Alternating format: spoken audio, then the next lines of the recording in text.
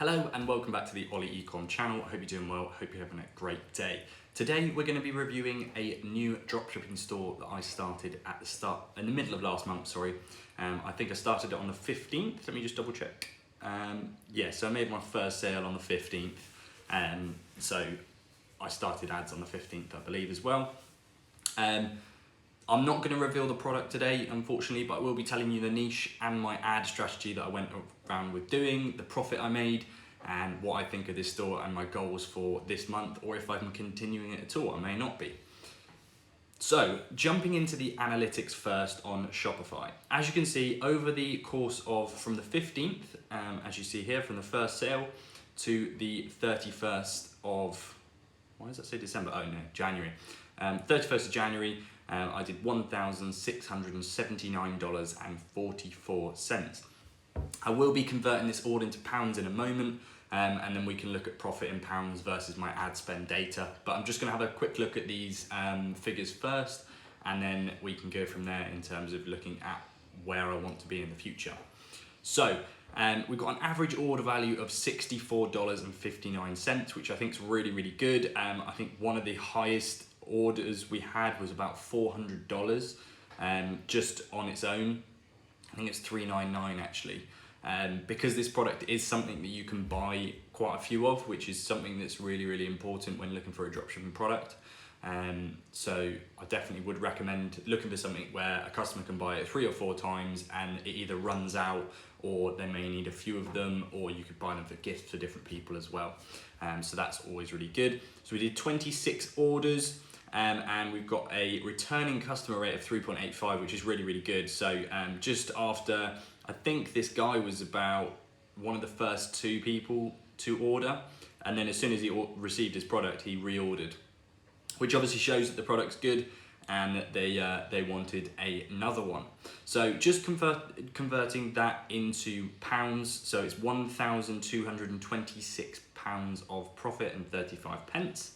So moving over here, so I've put this all into sort of a Google Docs sheet so we can have a little idea of where we're sort of basing things and where I'm coming from. So as you can see, it says outdoor-based product. It's seasonal, and I tested this originally in September. Now, this wasn't quite, I think it was the end of September I tried it. I realized it could be quite a decent product, and I tested it for about a week and then realized that actually the timing wasn't quite right. It's something I'd never seen before, so I thought what I'll do is I'll hold out until January. As the nights start coming back in, we get a little bit more light and people are going outdoors a little bit more, then this is going to be the time to start reselling it. So middle of January, and then start scaling up, and as you get into spring, that's potentially where we start hitting those big 6-figure months. Now, again, because it's one of those stores which we're testing constantly, I can't guarantee that that's actually what's going to happen. But if possible, and we have a good couple of months, I will try and do one of these videos every month, just an update video of where we are and where I want to be in the next month.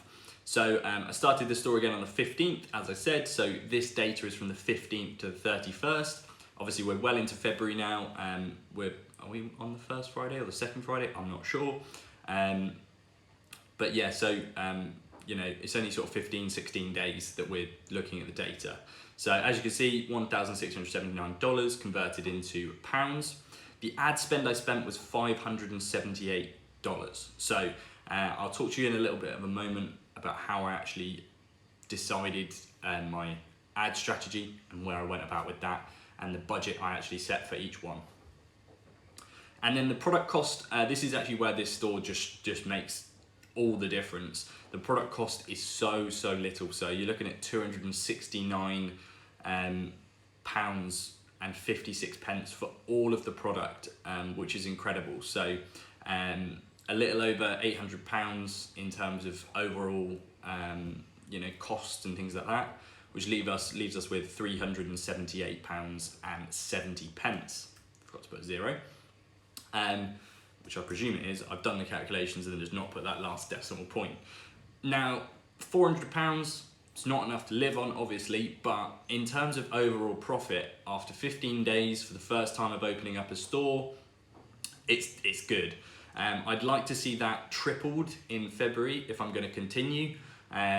obviously with Chinese New Year and things like that, I've already spoken to my supplier and they're absolutely fine because we're shipping it from US to US. So I'll put that in there. From USA to USA, it makes it so much easier. We don't have to worry about Chinese New Year. If anyone's starting out dropshipping now, just be careful with that. Make sure you double check that any of your product isn't coming from China, because the Chinese New Year may get in the way a little bit. So moving on to my ad strategy. Oh, can't spell. So I'm not going to reveal what interests I put or how this works, but I'm going to jot down how I did things. So I'm going to give an example. I'm trying to think of an example I can do. Let's say, okay, we're going to say candle, that I'm selling a candle, because that's definitely what you want to drop ship. So we're selling a candle. The first thing I do is I split the overall ad into 3 ad sets. So 3 ad sets. I then give a budget on each one of those of £10 per ad set. Now this may seem like a lot, not a lot, sorry, and quite a low budget to start with. So you're spending £30 a day. Now you've got to remember that during this time, when you first start especially, you don't want to be wasting massive amounts of money on these things. I always like to go in slowly, especially with Facebook ads, because there's so many times that I've started with a 50 or 70 pounds budget per day. They immediately ban your account because they're not used to it. You do need to slowly build it up, and eventually you will end up with quite a solid Facebook ad account because they trust you quite well. So £10 per ad set. Now, if I was doing a candle, the only thing you change on each ad set is the interest. So we're gonna do interest. So the first one I would do, let's say meditation, for example. Second one, I would do candle straight up. And then the third one, I'd go something a little bit wacky and just be like, someone that's interested in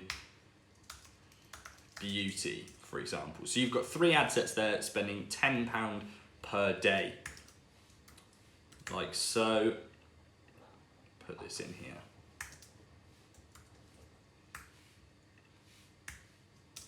So the way that I then scale this horizontally and vertically, if you don't know what that means, horizontally would mean that I would add more interest, vertically would mean that I add to the budget. So if, for example, the meditation ad set went to, it made a sale, for example, and we had pretty good numbers, for example, in that £10, we'd made a sale, I would double it, putting it to £20. Now, this is where some people's ideas and my ideas are slightly different. I always wait at least 24 hours, sometimes 48 hours before changing these. Some people say 3 days. It's entirely up to you, and it depends on the store, in my personal opinion. I think if an interest hasn't made a sale in 3 days, that's already a lot of time and money you've wasted. 24 hours is plenty, and if you've got a slightly lower budget, then 2 days is fair enough with £10.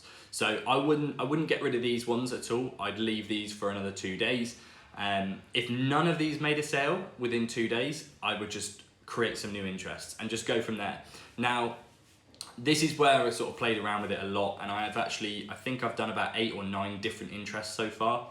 And it is just a case that if, for example, candle got no sales at all, I would delete that interest and that ad set, and I would duplicate the meditation one. I would put it back down to £10 and then start with a new interest again. And the rest of the ad is exactly the same. I'm using a video on this ad.